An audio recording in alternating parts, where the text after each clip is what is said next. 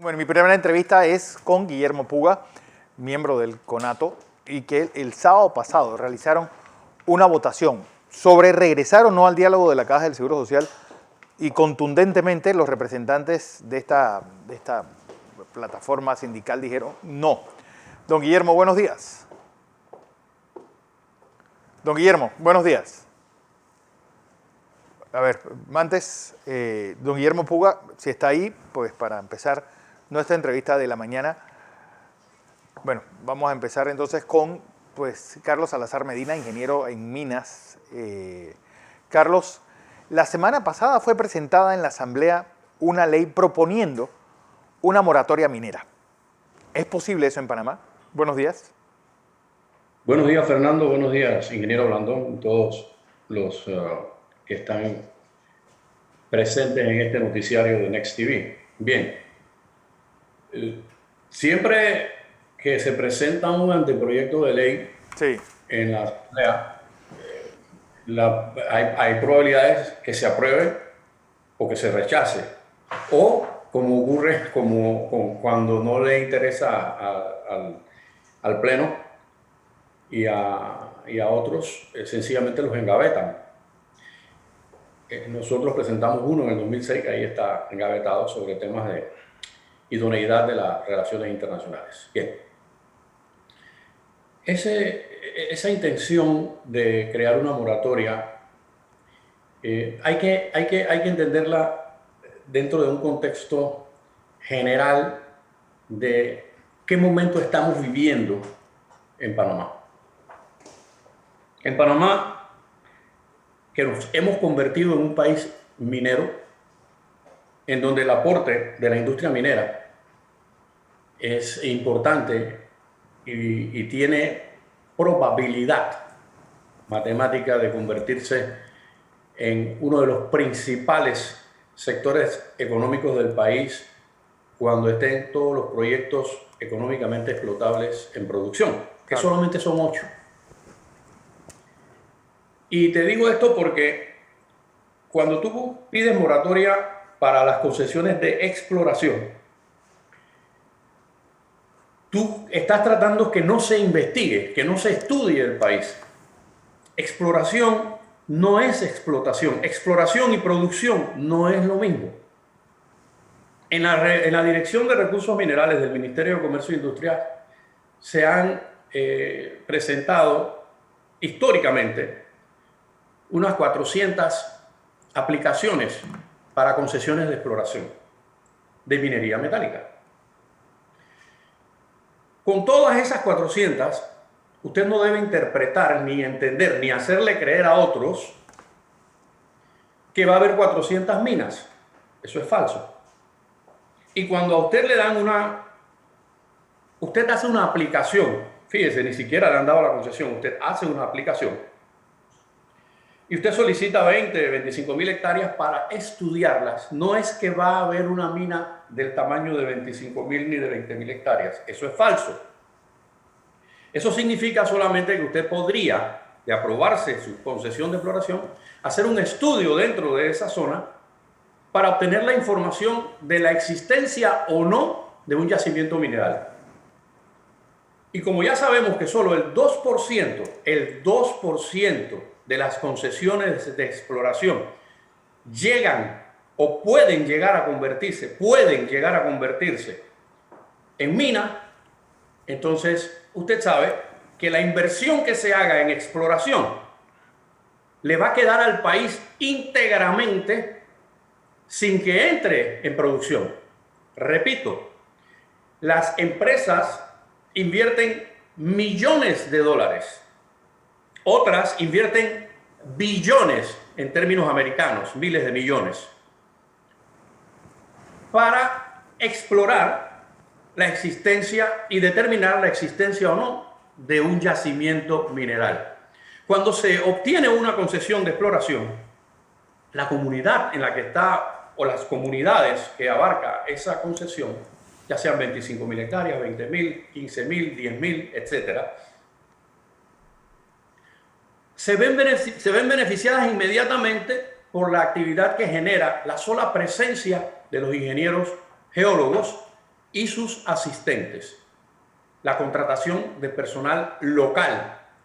Y generalmente todas estas concesiones están ubicadas en zonas económicamente muy deprimidas, zonas olvidadas, en donde solamente se aparecen o los políticos en época de campaña o los anti-mineros cuando se enteran de manera automática por arte de magia que alguien hace una aplicación en recursos minerales y al día siguiente están los antimineros en esa comunidad presentándoles la película de la Oroya y de otras cosas sin fundamento que no tienen nada que ver con la actividad de exploración minera ni de explotación siquiera. Y empiezan a aterrorizar a las comunidades porque el miedo, el terror, esa es la política de estos grupos, los anti, y los vemos no solamente en los antimineros, los vemos en los antivacunas. Fíjense el daño que le hacen a la población. Por ahí veo que hay escuelas e instalaciones donde están llamando a la gente a vacunarse ya directamente y la gente no va. No. Porque el miedo, el terror que siembran los anti, que se convierten prácticamente en sectas por su actuar,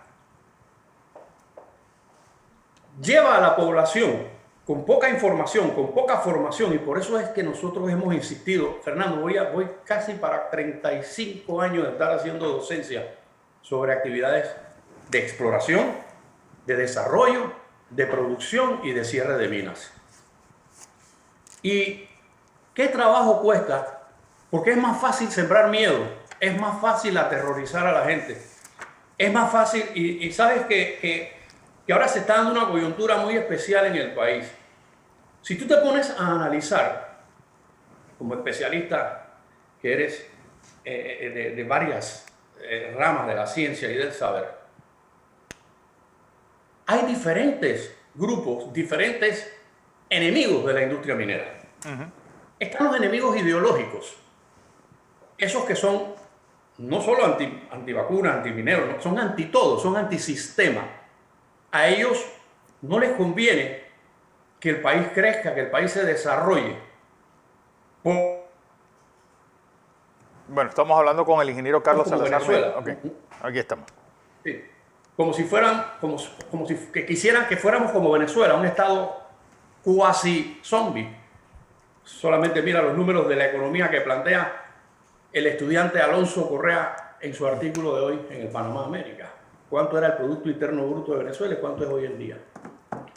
Entonces, esos que quieren ver convertida a Panamá en Venezuela se oponían a la firma de los tratados Torrijos-Carter, se oponían a la ampliación del canal, se oponen a la minería y se oponen al desarrollo y se oponen al bienestar. ¿Por qué? Porque la pobreza es funcional para ellos, como es funcional para otros grupos que se oponen a la actividad minera. Están los grupos políticos, porque además de los ideológicos que ya expliqué, están los políticos, los que están en permanente campaña, los que izan la bandera de la antiminería para lograr puestos políticos. Tenemos muchos ejemplos. Han querido ser hasta presidentes de la República diciendo toda clase de cosas erradas en los medios de comunicación sostenidamente en el tiempo.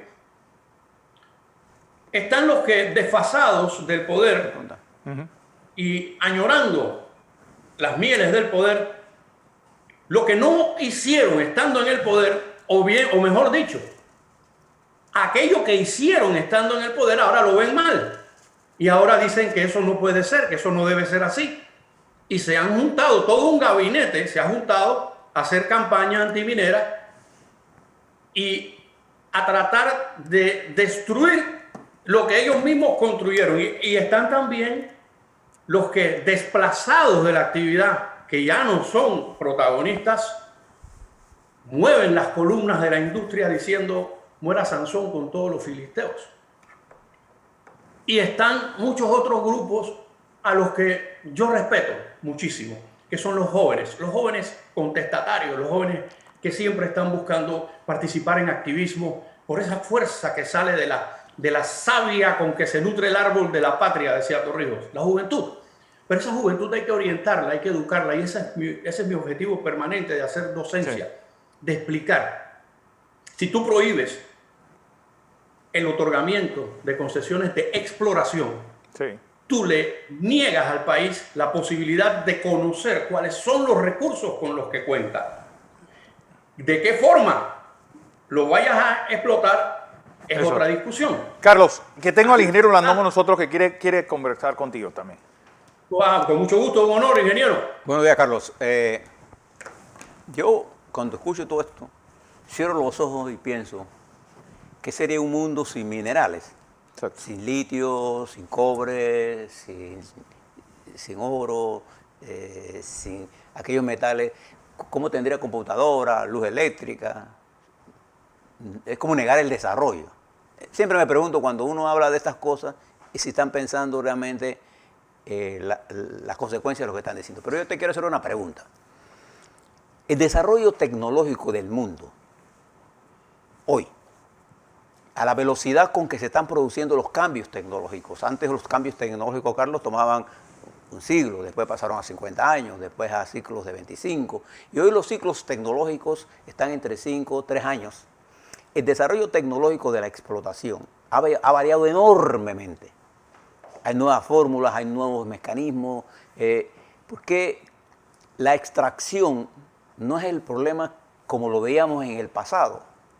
Hay todo un nuevo tecnológico. Y te digo esto porque al estudiar el documento de la CEPALS sobre la minería y al ver la minería como un elemento importante del desarrollo nacional, si yo puedo complementar el desarrollo nacional con el hub logístico, con la explotación de materias primas para exportación, consolidaría una economía mucho más estable Y diversa. más diversa, de mayor empleo y de mayor necesidad de altos salarios para nuestros jóvenes en el desarrollo tecnológico de nuestro país.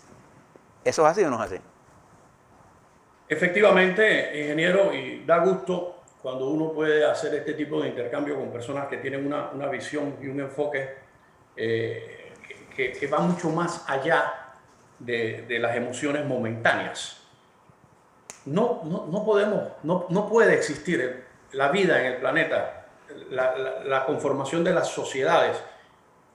Mire, ¿por qué cree la gente que está dividida la historia, ¿no? Claro. de la humanidad en edades? Metal. Cuando se En dice manejo de metales. la edad de piedra, el hombre empezó a trabajar con piedras. Cuando usted encuentra las flechas de nuestros indígenas, de nuestros antepasados aquí en Panamá y en el continente y donde quiera que vaya, eran de piedra. Esa era la edad de piedra. Los instrumentos que usaban en sus casas eran de piedra.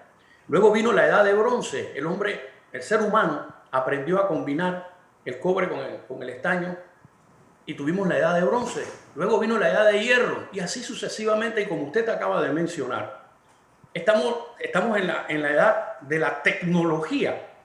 Y yo no estuviese hablando en este programa, ni usted tampoco, ingeniero Blandón, ni usted tampoco, doctor Correa, si no fuera porque todos los componentes que tiene la computadora que tengo aquí enfrente y que tiene la estación de televisión donde ustedes se encuentran, provienen de la industria minera. Y tal como usted lo acaba de plantear, ingeniero Blandón, antes, como todas las actividades humanas, el ser humano no se preocupaba por el entorno. No había esa conciencia.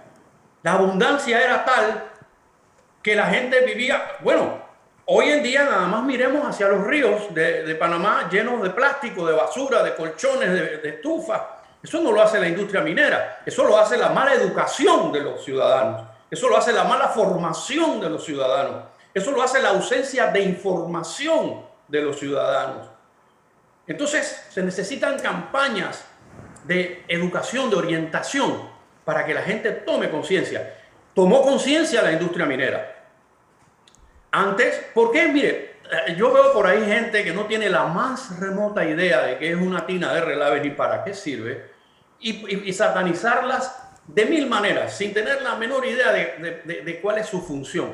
Esa es una solución ambiental, porque antes, cuando no existía esa solución ambiental, cuando no le importaba a nadie con el planeta, todos los desechos, no solo de la industria minera, iban a parar a los ríos. Todavía hoy en Panamá, Eso ocurre. gran cantidad de desechos de actividades económicas y humanas van a parar directamente a los ríos y en consecuencia a la letrina más grande de América, que la tengo aquí frente a mi ventana, la Bahía de Panamá.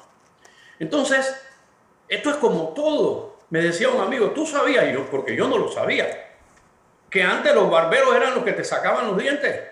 No había odontólogos. No. ¿A quién se le ocurre hoy en día ir a sacarse una muela con un barbero? Va usted donde un odontólogo, un profesional, un científico. Pues lo mismo ocurre con la industria minera. Entonces, esa satanización que ya expliqué por motivaciones diversas, que se ha hecho de manera sostenida contra la actividad, no es correcta. No es correcta y tenemos que sentarnos a discutir no si vamos a tener minería. Eso es absurdo. No si vamos a hacer una moratoria. Impensable. Hay que rechazar esa solicitud de moratoria. Pero ¿cómo llega incluso la Iglesia Católica a meterse en todo esto? Bueno,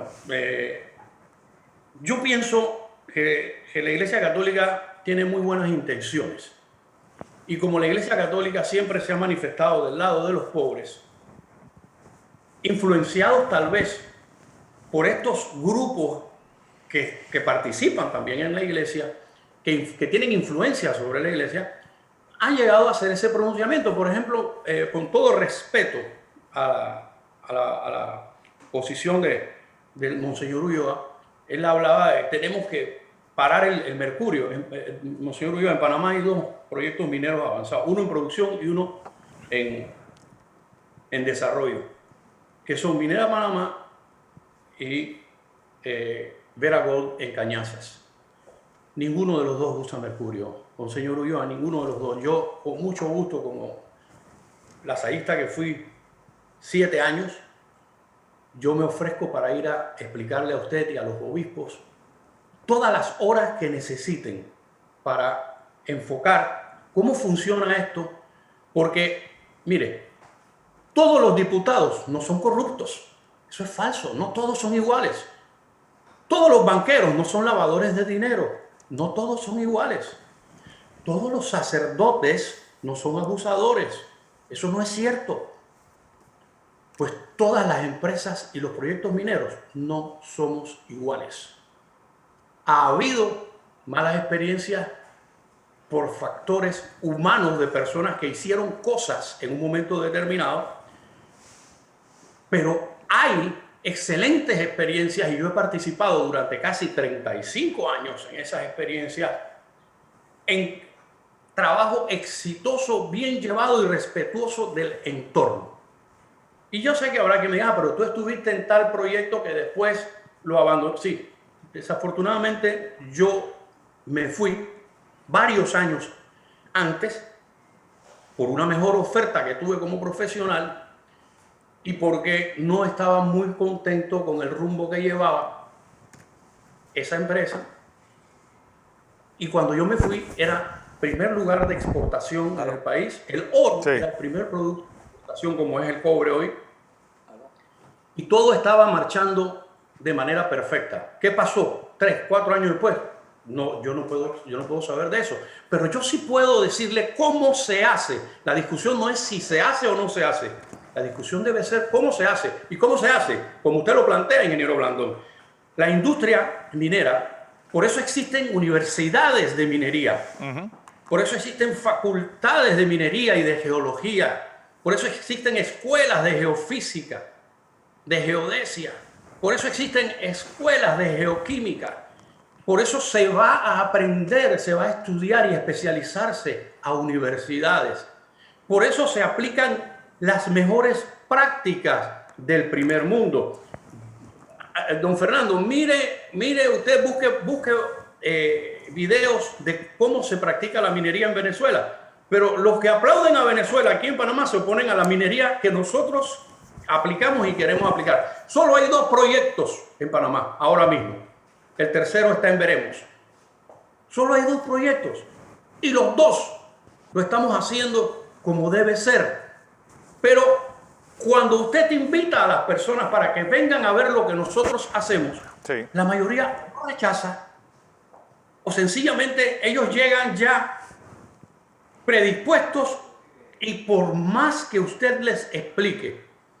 Por eso es que cuando me preguntan, Carlos, ¿tú no te cansas de explicar lo mismo una y otra vez? Digo, desafortunadamente, tengo que seguir haciéndolo. Claro. Porque la gente inteligente y educada, como ustedes, y muchos panameños, porque no todos somos iguales, me escuchan, comprenden el enfoque. No tienen que estar de acuerdo conmigo, comprenden el enfoque y sacan sus conclusiones.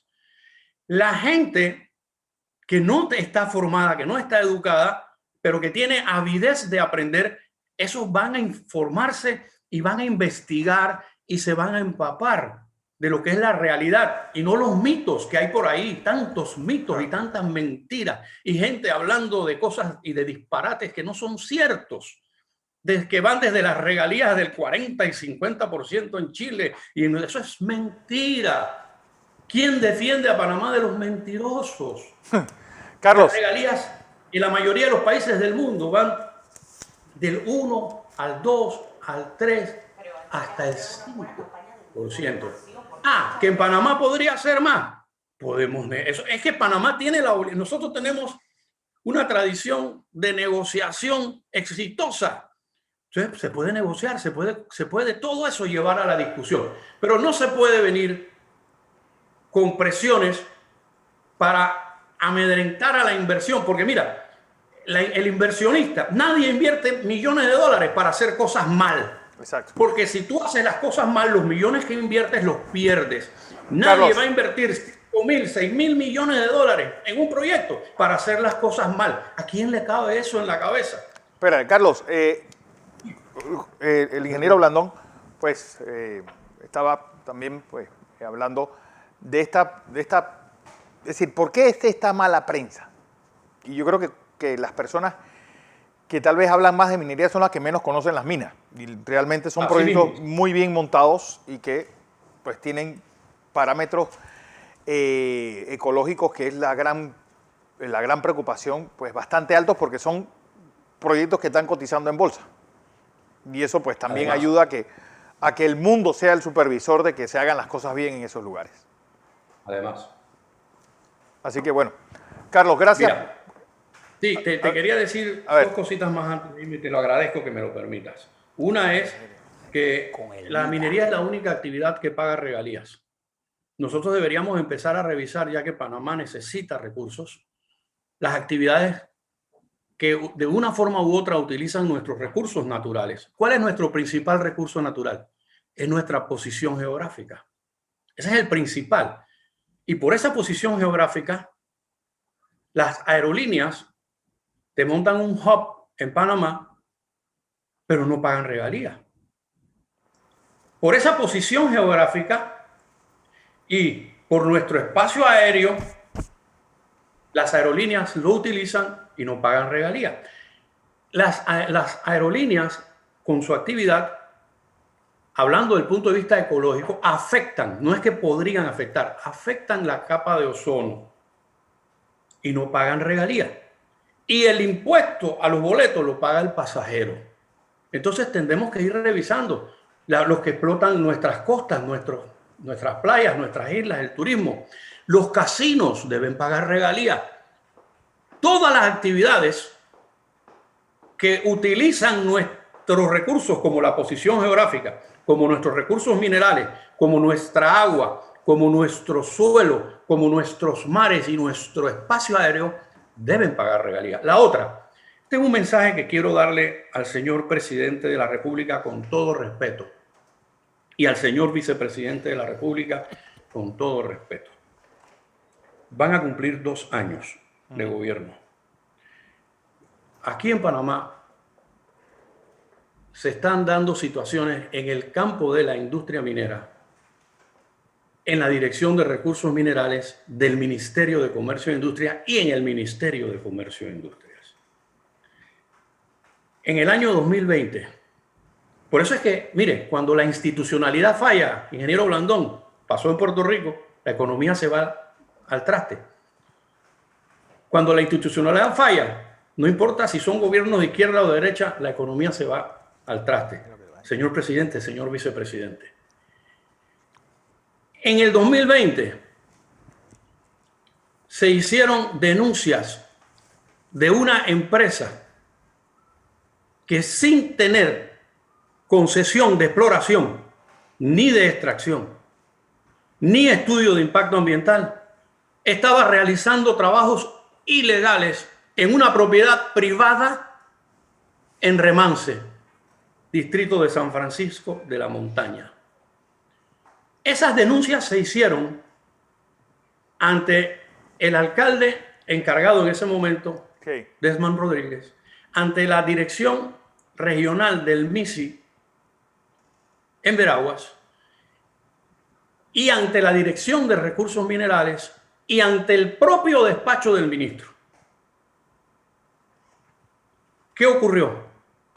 Eso no se investigó, eso pasó inadvertido y en el año 2021 le reviven a la empresa y a la gente que estaba violando la ley en que se denunció en el 2020. Y Fernando, tú tienes un paquete de documentos en donde aparecen todas las denuncias. En el 2021 le reviven la concesión a la misma empresa que fue denunciada en el 2020, a la que el gobierno anterior del señor Varela con el ministro Arosemena le cancelaron la concesión y se la reviven utilizando argumentos. Fíjese, 2 años de gobierno y la gran obra del Ministerio de Comercio y la Dirección de Recursos Minerales ha sido revivir una concesión que había sido cancelada por incumplimiento. Entonces, yo soy minero, pero yo no estoy de acuerdo con ese tipo de acciones que le dan pie y cabida a los enemigos de la minería, a los ideológicos, a los políticos, a los de antiminería, etcétera, porque eso desprestigia la industria, porque eso desprestigia la institucionalidad del país. Sin embargo, de calladitos y bien bonitos, comenzando el año 21, revivieron una concesión que había sido cancelada. Señor presidente, usted tiene a su servicio todo un sistema de inteligencia que en cuestión de minutos le puede, y yo me ofrecí a través de un alto cargo de este gobierno a llevarles la información específicamente al vicepresidente Carrizo, pero no lo pude lograr, no conseguí el paso. Listo. No se me permitió. Entonces, no podemos aspirar, si no tenemos empresas serias que hagan las cosas bien, como las estamos haciendo, las dos que tenemos proyectos, si no tenemos empresas serias que realicen y que inviertan de verdad en la exploración, y si no tenemos instituciones que salvaguarden los intereses del país y no de alguien o de algún grupo, entonces mal podemos aspirar, ingeniero Blandón, a que en el futuro la minería se convierta en el otro canal de Panamá o en 2 veces el canal de Panamá a través de la explotación de los 8 yacimientos económicamente explotables que tiene el país. 8, solamente 8 minas habrá en el momento máximo que Panamá explote sus recursos. Listo, no habrá 400, no habrá 1000, no habrá 1200, no es el 44% de la superficie del país y no son minas del tamaño de 20.000 hectáreas, que eso no existe. Sí. Y debemos seguir haciendo docencia. Te doy las gracias, Fernando, porque esto había que plantearlo, y le doy las gracias al ingeniero Blandón por haberse integrado también a la conversación. Así es. Carlos Muchas Salazar gracias a todos. Medina, gracias.